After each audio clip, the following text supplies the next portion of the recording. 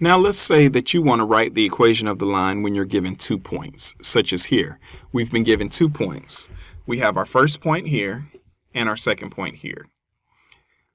If we want to write it in slope-intercept form, remember, before you can write it in slope-intercept form, you have to write it in point-slope form, which was y minus y1 equals m times x minus x1. And when you solve this completely out, you end up in slope-intercept form. But remember, before you can put it in point-slope form, you need 2 things, a point and a slope.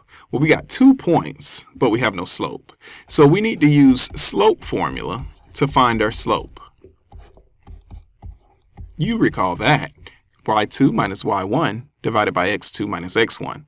So let's plug in. -6 minus -1 divided by -1 minus -2. 2 negatives is positive.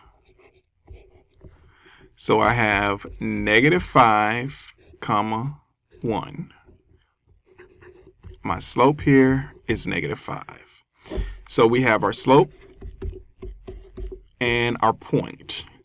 Actually, with slope-intercept form, it does not matter which point you decide to choose because we're going to go beyond point-slope form to put it in slope-intercept form.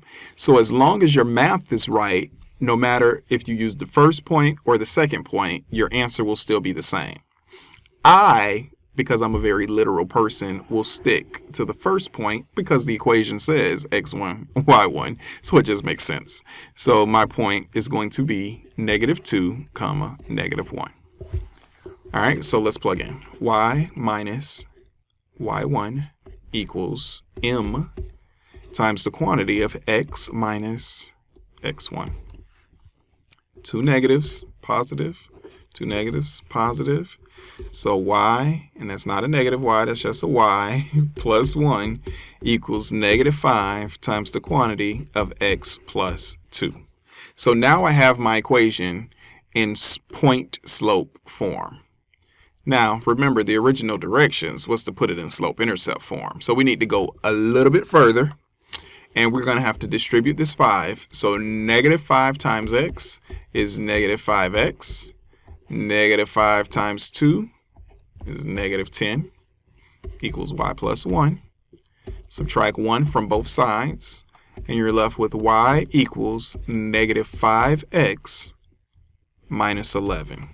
Y equals -5x minus 11. And this is your answer in slope-intercept form. This is the equation of the line in slope-intercept form.